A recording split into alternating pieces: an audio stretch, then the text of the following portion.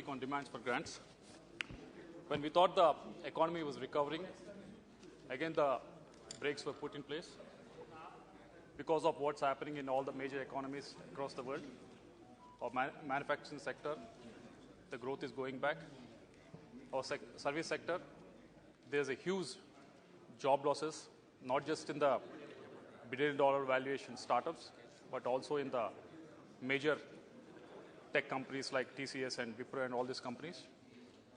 And the unemployment rate across the country is touching almost to 8%, which is more than 8%.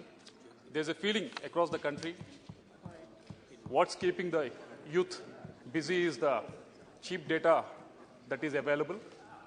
Under these circumstances, I commend the Finance Minister and the Union Government for undertaking the welfare-oriented measures to push for the upliftment of the citizens of this country, sir. Almost 25% of the allocation in this demand for grants has been allocated towards the fertilizer subsidy, sir. Please. This will ease the financial pressure faced by the Honourable farming members, community. please. But there are two figures that do not sit well. Please. But there are two figures that do not sit well when government is talking of Atmanirbhar Bharat, sir. 1/4 of the allocated funds for the fertilizer is for the imported fertilizer, sir. Domestic production of fertilizer was 36.2 lakh tons, much lower than the target of 41.5 lakh tons in October, sir. This issue needs to be given serious thought if you are talking about Atmanirbhar Bharat, sir. Government is looking towards commercialization of and exploiting of production of phosphate deposits, sir. Government should look to Kadapa Basin in Andhra Pradesh, which has huge deposits, sir. Another 60,000 crores is allocated towards food subsidies, sir. Pradhan Mantri Garib Kalyan Yojana has been recently extended until December 2022, sir. Given the inflation and food grain shortage, it is wise to extend it further, sir. Narega has been allocated another 16,400 crores, but it still falls short of last year's expenditure by 8,600 crores. Maybe they will cover it in the next demand for grants. Andhra Pradesh was allocated only 14 crore mandates, sir, which was reduced to 9.68 crore mandates. This comes on back of AP specifically requesting for 26 crore mandates in review meeting that has held in early 2022, sir, before the budget was announced. Coming to the fiscal deficit, now the government is asking for additional expenditure of 3.26 lakh crores, sir. This will definitely push the central fiscal deficit to exceed the budget target of 6.4% by around 80,000 to 1 lakh crores, sir. Center has many times schooled states for exceeding their fiscal deficit. It's time Center to lead either by example or understand the state's concerns and increase the borrowing limit, sir. 9,951 crores has been given as GST compensation to the states. It's very much appreciable, sir.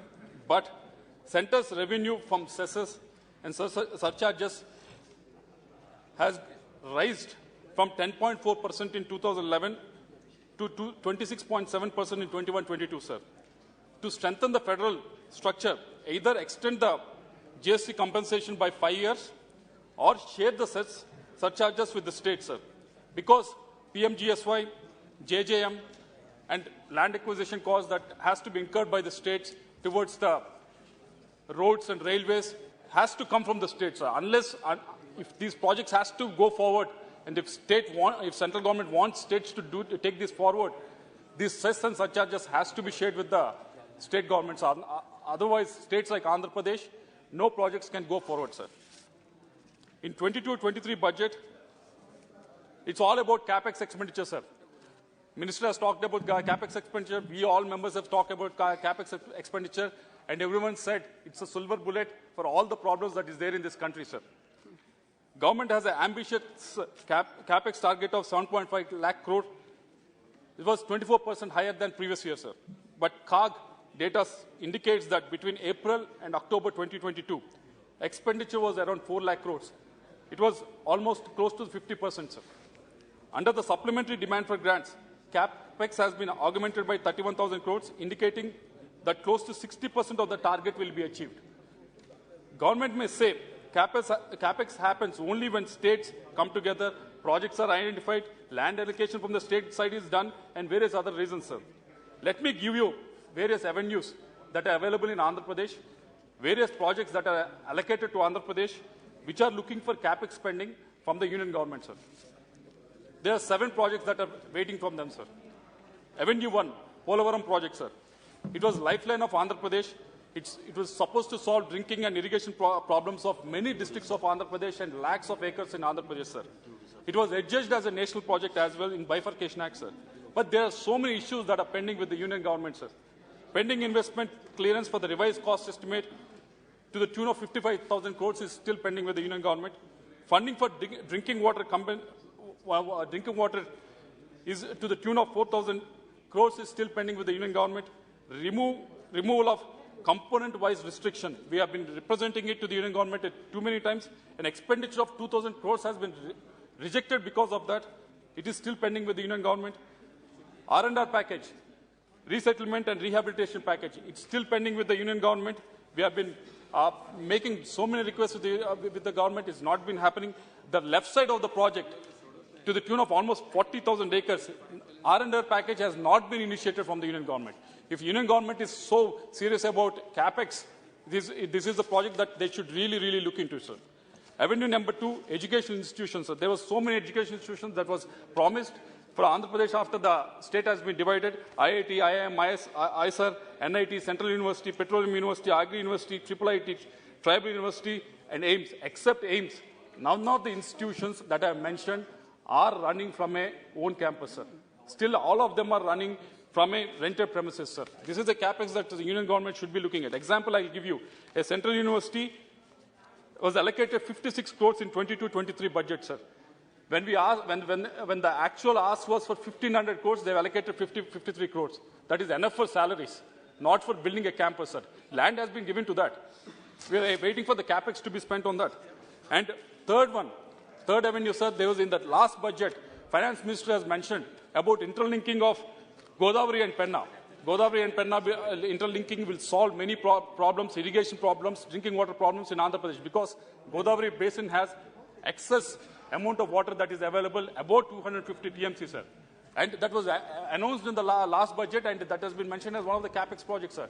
But nothing has been happened in the last 8 months. Nothing has been discussed, no DPRs, nothing has been forwarded in that direction, sir. And avenue number 4, just 2-3 minutes, sir. Avenue number 4, with regards to the health infra, sir. Andhra Pradesh, with a population of 5.2 crores, we had only 13 districts when the YSR Congress Party and YS Jagannath Reddy Garu became CM in 2019, sir. After he became CM, he realized decentralization of administration is the way forward. That's why he created each parliament as one district. And the first thing that we identified in each district was the lacuna with regards to the healthcare and education, sir. When we realized that, we have proposed for 17 medical colleges, sir. We forwarded that proposal to the union government. 3 have been agreed. Yes, 1 is in my constituency, which is being supported by the union government, but that's not last one, but that is not the case. Another 14 are still in the pipeline, sir. The same thing with the road projects as well, sir. There's so many announcements that have been made with the road projects, sir. Works of 1,50,000 crores are under implementation, sir. Another 48,000 crores has been awarded, sir. So when these are going to see the light of the day, sir, unless the capex has been spent, sir. And railway projects, last 2 points, sir. Railway projects have been sanctioned to the tune of 9,000 crores, sir, for the year 22-23. When they sanctioned it, we mentioned it, sir. Are you going to spend this amount or not? As we are seeing, it's not being spent, sir, because the reason they are giving is, let the state give the land, then we'll spend with regards to the new lines, sir. Sir, all these agreements were made before the bifurcation of Andhra Pradesh.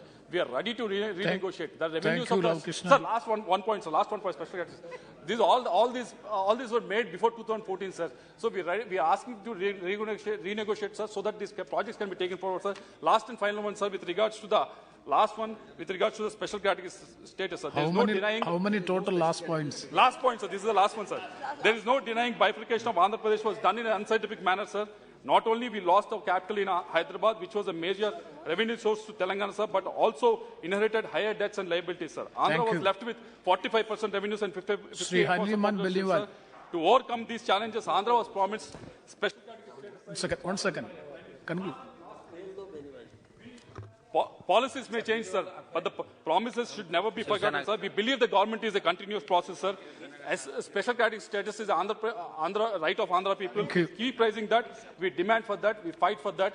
Hanuman Thank you very Benevalji, much, sir. please.